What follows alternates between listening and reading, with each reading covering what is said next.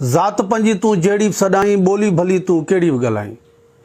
ज़ात पंजी तूं जहिड़ी बि सॾाहीं ॿोली भली तूं कहिड़ी बि ॻाल्हाईं, पर रहीं तो सिंध में सदा बि सिंधी। मतां करी तूं फ़िरका बंदी, आदमशुमारी में सिंधी लिखाइजांइ। बिरोही बलोची न हिंदी लिखाइजांइ, आदमशुमारी में सिंधी लिखाइजांइ। आलखाणी मलुखाणी हुजी या जमाली जिसकाणी हुजी, तूं आलखाणी मलुखाणी हुजी या जमाली जिसकाणी हुजी, या रोदराणी रोस्तमाणी हुजी या शाहाणी गोरशाणी हुजी, उमराणी कंबराणी हुजी या रिंद बिरह माणी हुजी, या मलकाणी नोहाणी हुजी, मंगसी महर मस्तोई या जतोई जलवाणी हुजी, पर रहीं तो सिंध में सदा बि सिंधी। मतां करी तूं फ़िरका बंदी।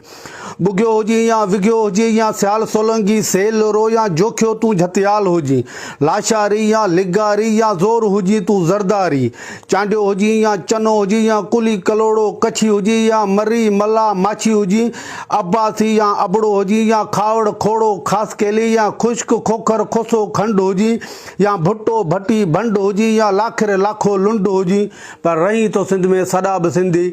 मतां करी तूं फ़िरका बंदी, आदमशुमारी में सिंधी लिखाइजांइ। बिरोही बलोची न हिंदी लिखाइजांइ।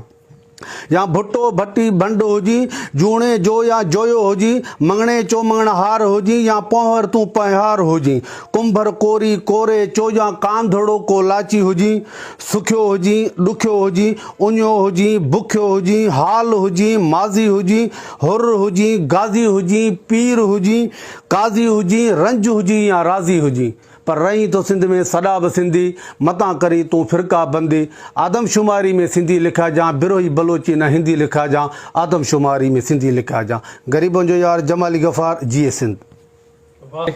शेरो शायरी सिंध जे हवाले सां मुबारक हो। साईं वॾी महिरबानी, साईं नूर नबी वॾी महिरबानी। टॉपिक तमामु बहितर लॻो, ज़रूरी हो हींअर आदमशुमारी जे हिसाब सां, सो इन करे महिरबानी दोस्तो। साईं नूर नबी ख़ासि